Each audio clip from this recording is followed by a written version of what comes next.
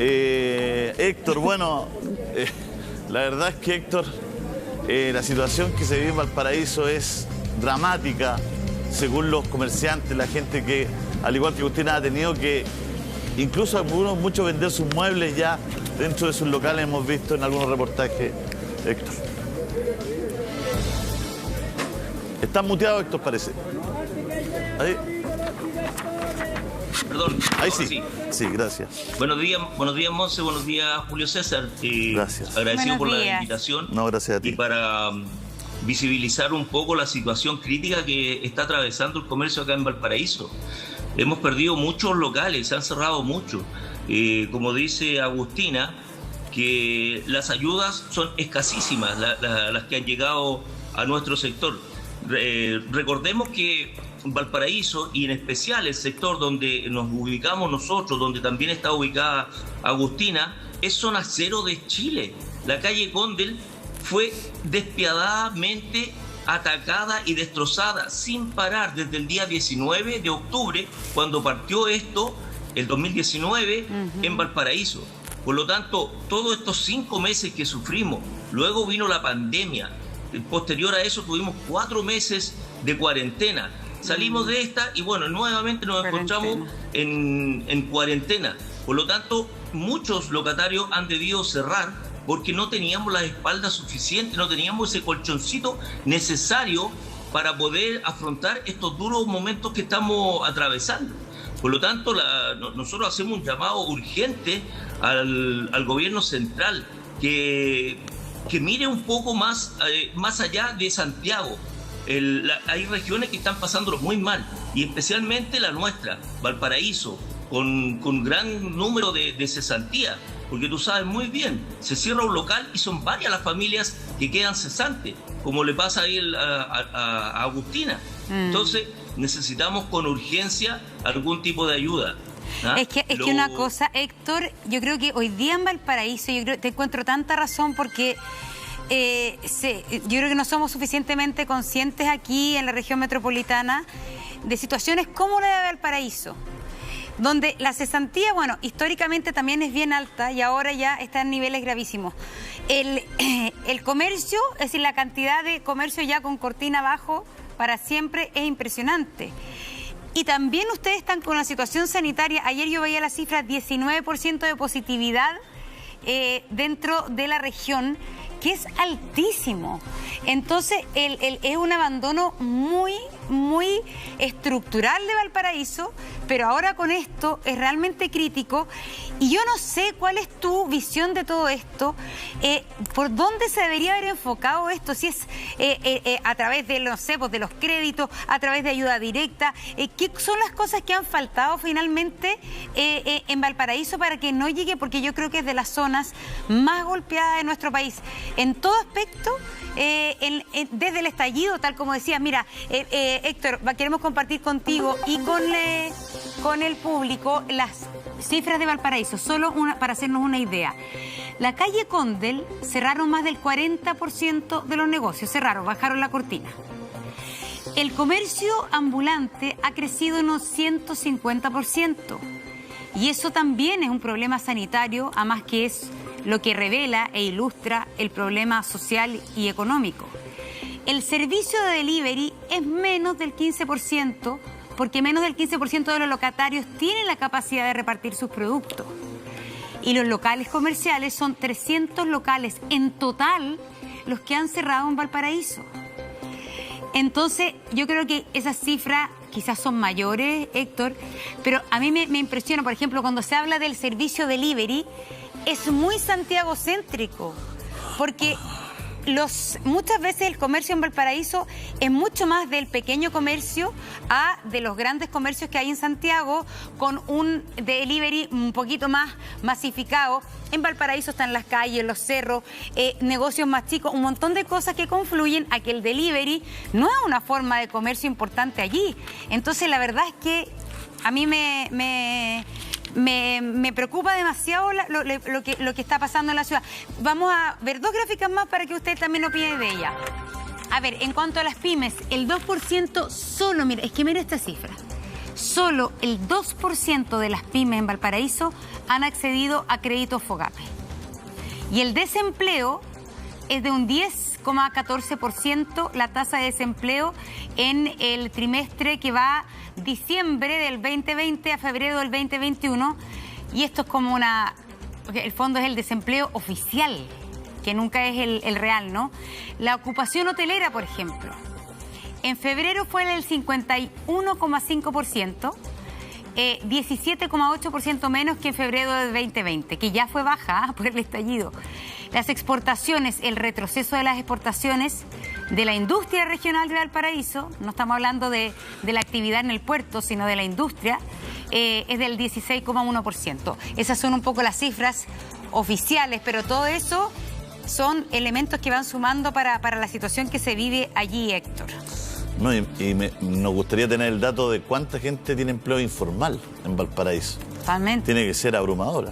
Por eso te digo que esta cifra del desempleo del 10,4% es el desempleo oficial de aquellos que estaban empleados y pasaron a estar desempleados. Pero todos los que antes estaban en el empleo informal no están en esta cifra, Héctor. Justamente ese es el círculo vicioso que se produce acá, porque a medida que se cierran locales, aumenta el desempleo y la gente en su desesperación sale a las calles y el comercio ambulante ha aumentado una enormidad.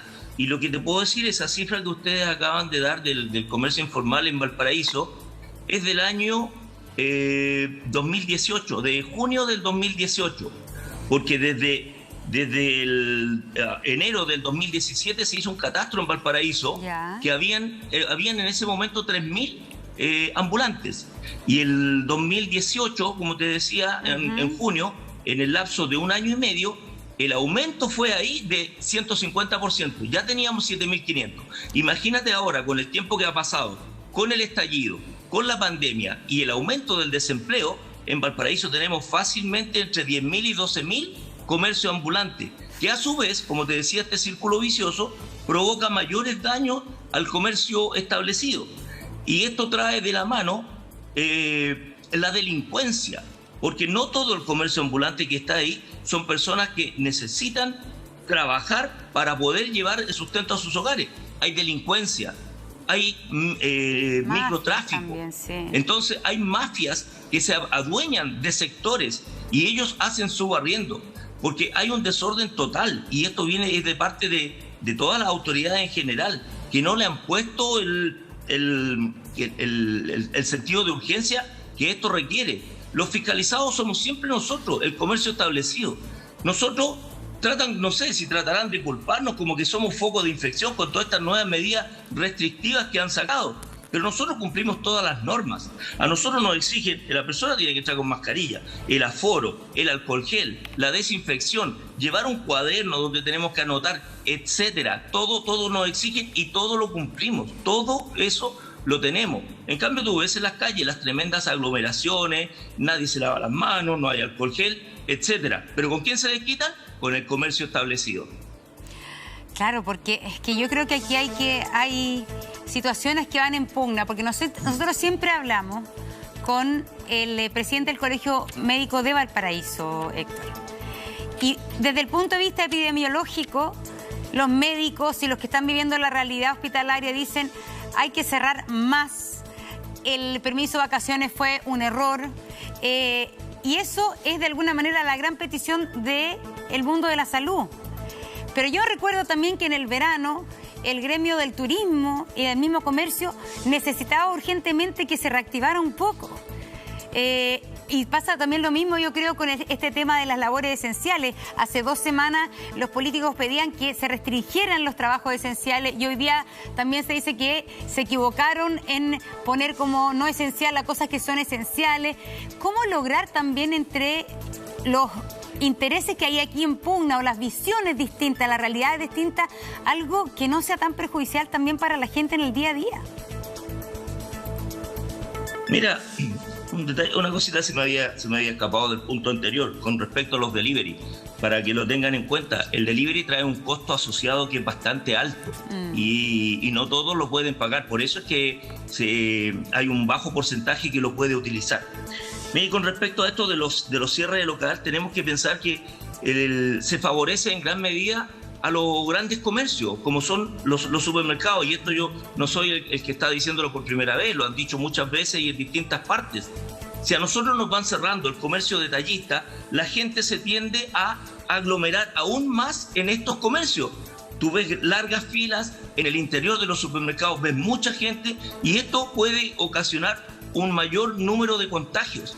En cambio, si los negocios en las calles, el comercio detallista estuviese abierto, disminuiría esa cantidad de gente que acude a los supermercados. Hay muchos que apoyan a nuestro comercio pequeño para ayudar a tirarnos para arriba, porque todos comprenden la realidad que estamos sufriendo. A la gente le da pena pasar por calle Condel, por calle Esmeralda principalmente, porque es un desastre verla como está, y de aquí no tenemos quizás hasta cuándo se puedan reparar los locales, por ejemplo, que fueron quemados. 15 locales quemados en calle Condel. Calle Condel es una calle corta de 5 cuadras, y no cuadras como las de Santiago, ojo, son cuadras bastante cortas, y tenemos 15 locales quemados, donde estuvo Tricot, tuvo ITE, un Banco del Estado y otros negocios pequeños.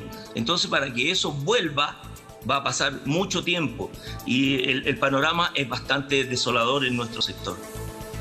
Súper desolador, la verdad, Héctor, y la verdad es que yo creo que claro, aquí necesitan de alguna manera, yo no sé si aquí hay la alcaldía, la gobernación, de repente están todos tirando para lados distintos al final. Si el tema es que no había una cosa que convoque, yo creo que hay un alcalde que es de oposición, el intendente, el representante del gobierno. ¿Cuánto también ha perjudicado esta pugna política en lograr darle una solución buena a Valparaíso?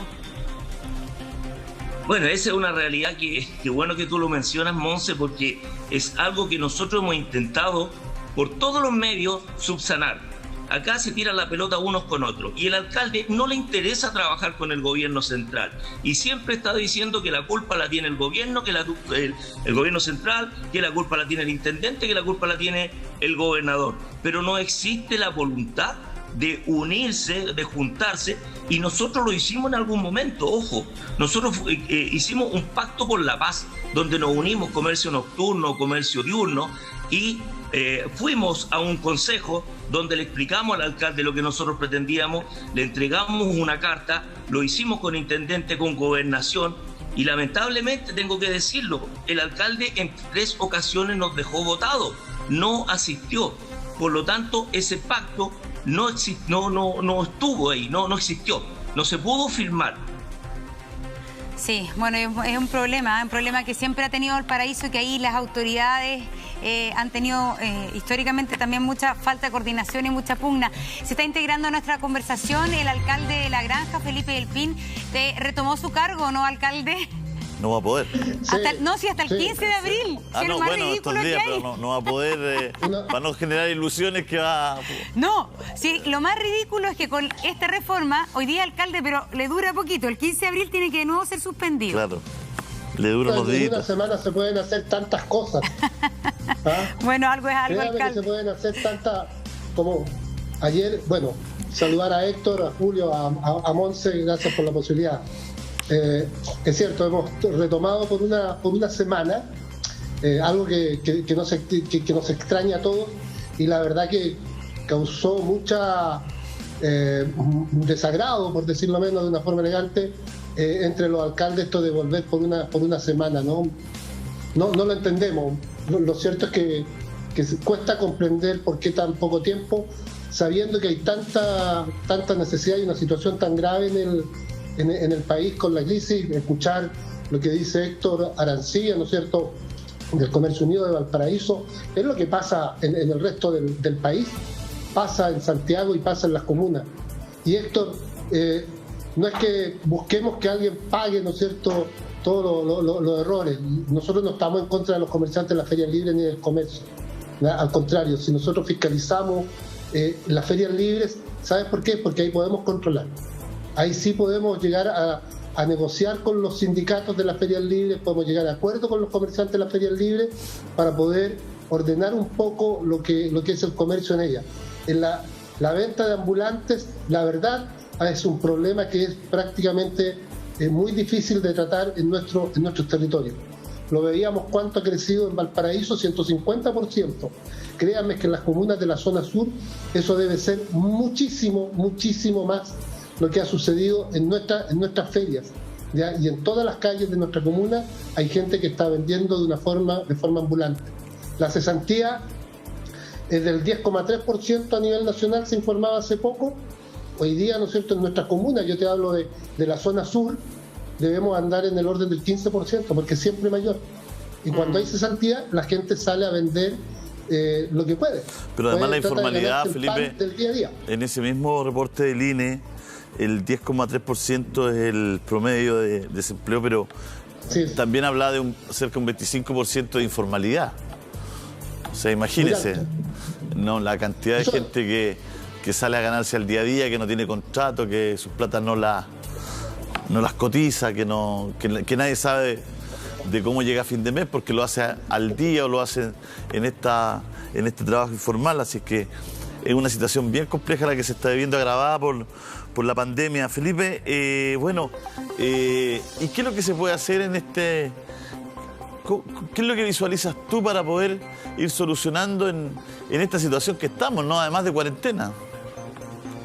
Bueno, lo que hemos dicho siempre, Julio César, que esta es una situación gravísima y se trata, ¿no es cierto?, de equilibrar una justa ecuación entre lo que es la sanidad, ¿no es cierto?, el problema sanitario como el COVID, y también la economía. Las cuarentenas prolongadas nos generan una gran problemática social, económica, ¿ya? Y el no cumplir con las reglas también nos genera una situación sanitaria muy grave como la que estamos viviendo hoy día. Hay que seguir apelando al autocuidado.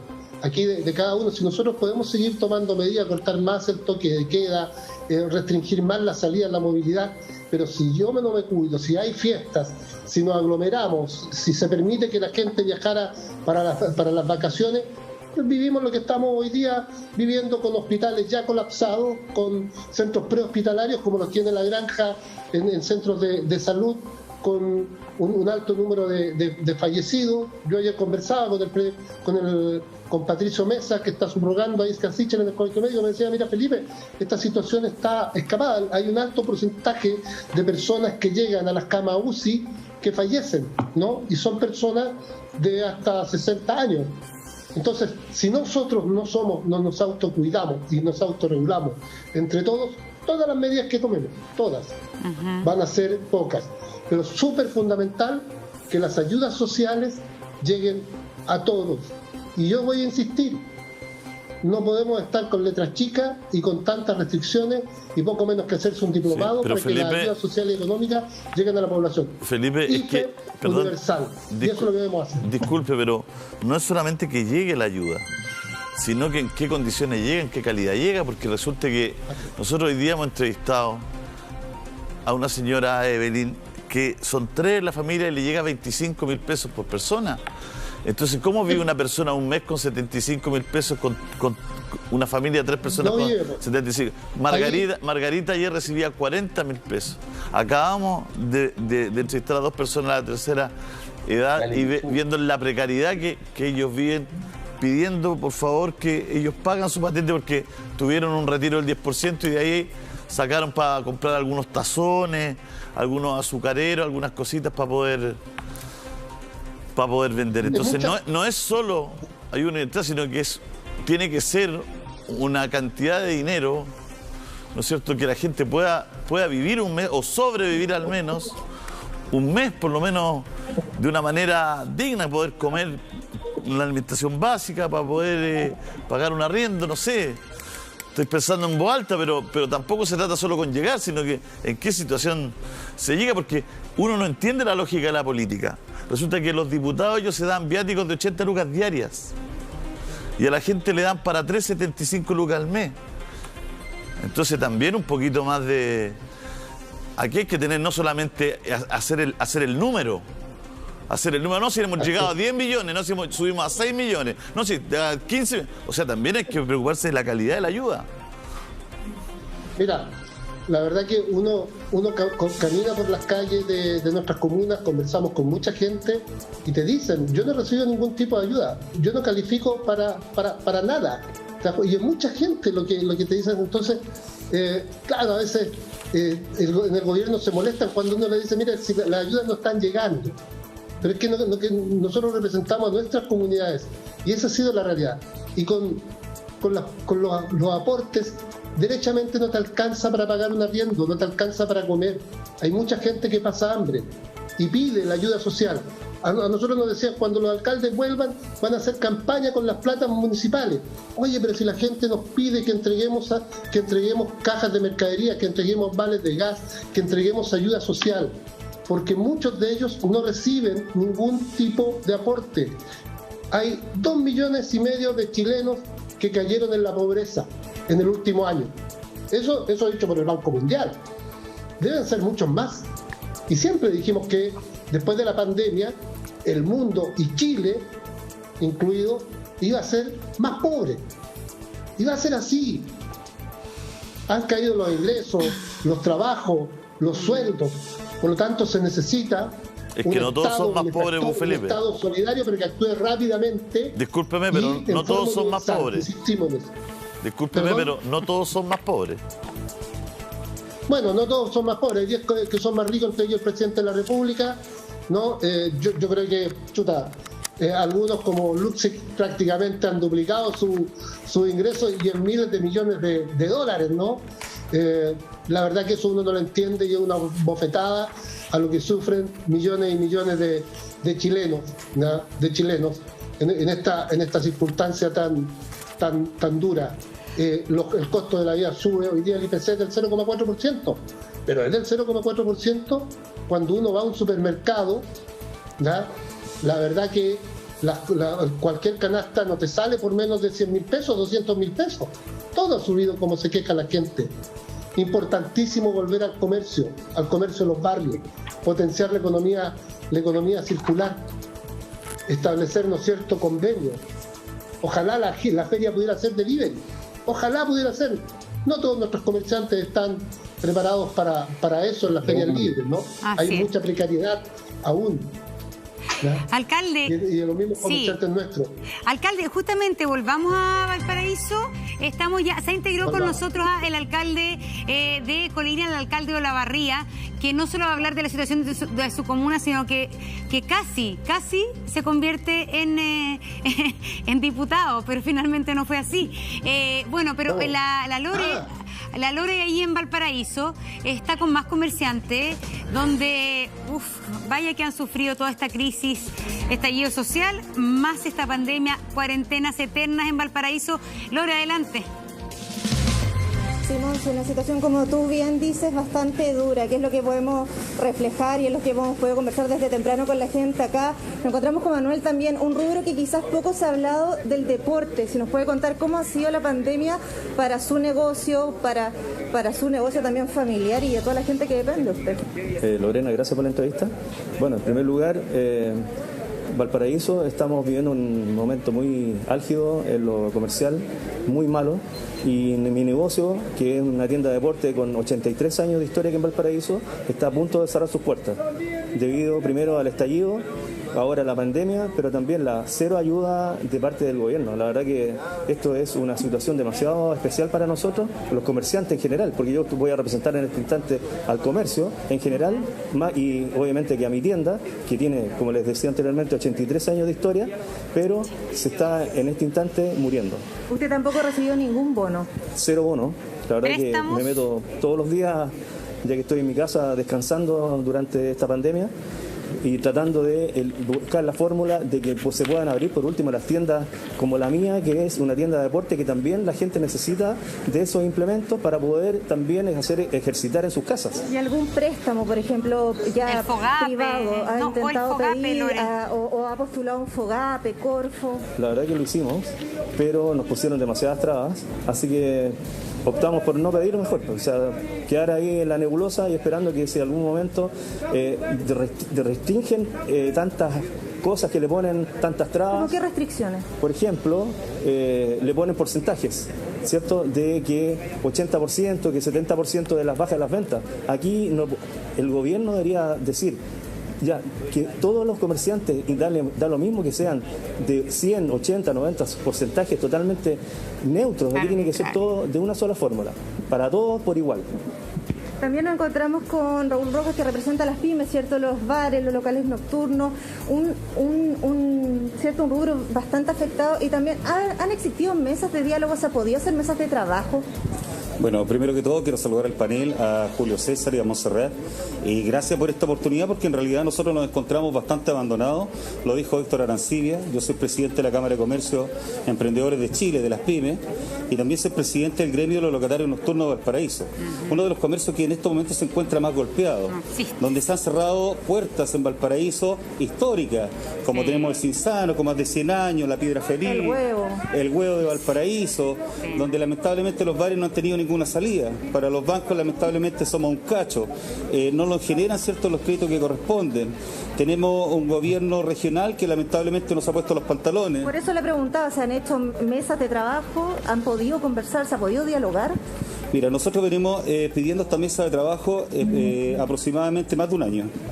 Más de un año que no se nos ha escuchado, hemos mandado correos, hemos mandado cartas, hemos tratado de nosotros los comerciantes buscar las soluciones correspondientes. Escuchaba a Julio César y muy atento recién, Julio, donde tú decías cuántas personas cesantes podrán haber en Valparaíso. Yo te voy a dar la cifra que en estos momentos se encuentran más de 22.000 personas cesantes.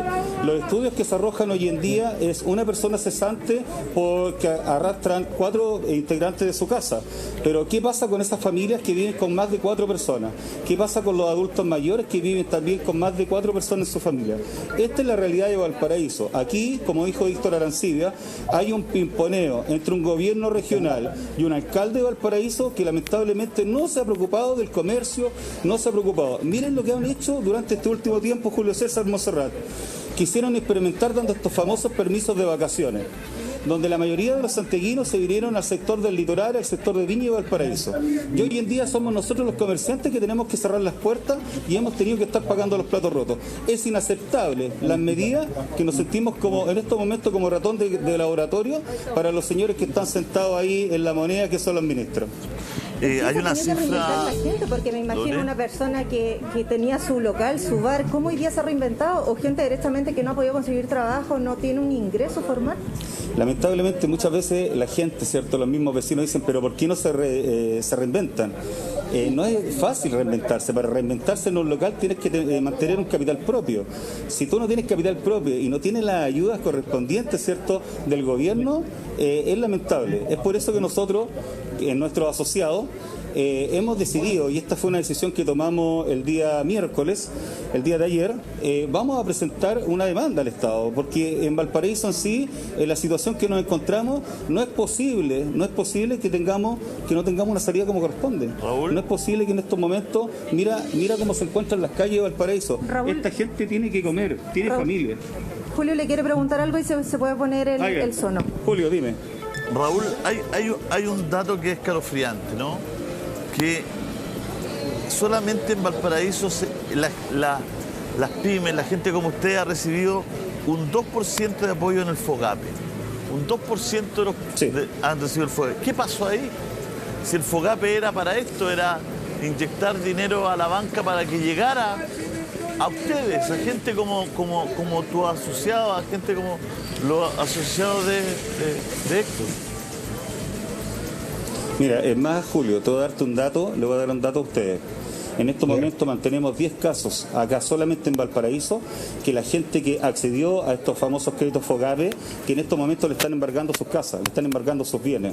Porque lamentablemente cuando el gobierno de Sebastián Piñera anunció que se iba a pegar un perdonazo para el segundo FOGAPE, ya para seguir pagando en diciembre, no se acordaron de la gente, la poca gente que pudo optar por los primeros créditos FOGAPE, que hoy en día las tenemos, ¿cierto?, en la Cámara de Comercio, que son nuestros socios y que lamentablemente están devastados. Nosotros, esto se nos escapa de las manos porque sí representamos el comercio. A lo mejor para el gobierno regional, para la alcaldía, somos un número.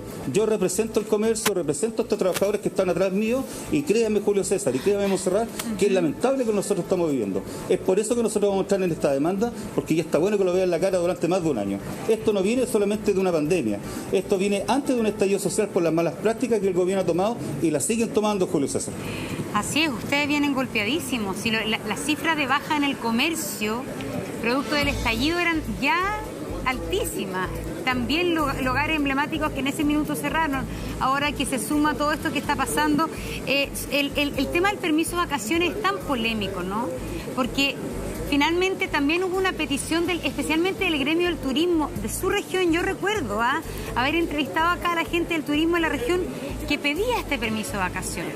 Entonces, siento que ahora, yo no sé específicamente tú, pero también mucha gente hoy día está diciendo, pero ¿por qué dieron el permiso? Pero en ese momento se vio no solamente como algo psicológicamente un respiro, sino que se vio como un pequeño salvavidas para la industria turística, pero también a veces al comercio, porque hay más gente con la posibilidad de comprar, porque en esos meses se abrieron más. Acá estoy viendo una noticia cuando Jorge Char y crisis de las camas UCI ya en el verano dice, resulta urgente revisar el permiso de vacaciones.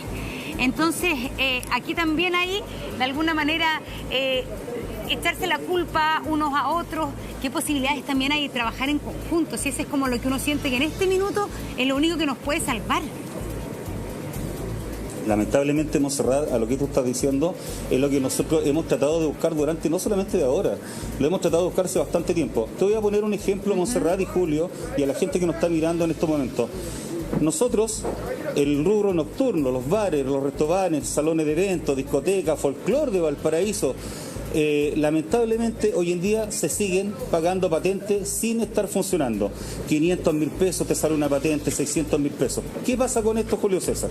Pasa lo siguiente, que si tú no pagas tu patente, aquí las patentes de alcohol se pierden.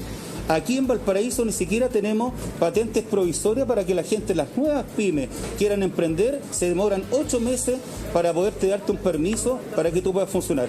Es inconcebible lo que está pasando acá. Claro, porque siempre, ayer entrevistaron al subsecretario, no, incluso el tema de las pymes, porque se dice, no, puede cambiar de giro, pero hay muchas personas que están comenzando algo nuevo, que básicamente es vender queques, vender cosas que hacen en sus casas y poder tener autorización. Y eso, si es lento en el servicio de impuesto interno, iniciación de actividades, etcétera, timbrar boletas, todas esas cosas, no se puede finalmente la reinvención que muchas veces es lo que puede ser un salvavidas. Vamos a... Montserrat, mira, Montserrat, lo siguiente. Mira, estas famosas máquinas electrónicas que salieron de servicios puestos internos. La gente, mucha gente, la gente de Cerro, la gente de Barrio, gente del sector de Laguna Verde, gente que muchos no saben leer ni escribir, donde no saben lo que es un internet, donde, bueno, sabemos que nosotros tarde o temprano vamos a tener que, cierto, modernizarnos con la tecnología, pero si bien sabemos que no estamos en las condiciones de comprar una máquina que cuesta 200.000 pesos, de tener una mantención de esa máquina, ¿qué está pensando el gobierno en estos momentos con sus famosas ideas que seguimos siendo, como le dije a un principio, Julio César y Montserrat, ratoncito de laboratorio en Valparaíso? Danos un segundo, Raúl, por favor. Héctor, Felipe, alcalde de La Brea, denos solo un segundo, está pasando algo, nos está llamando Rafa Cabá en este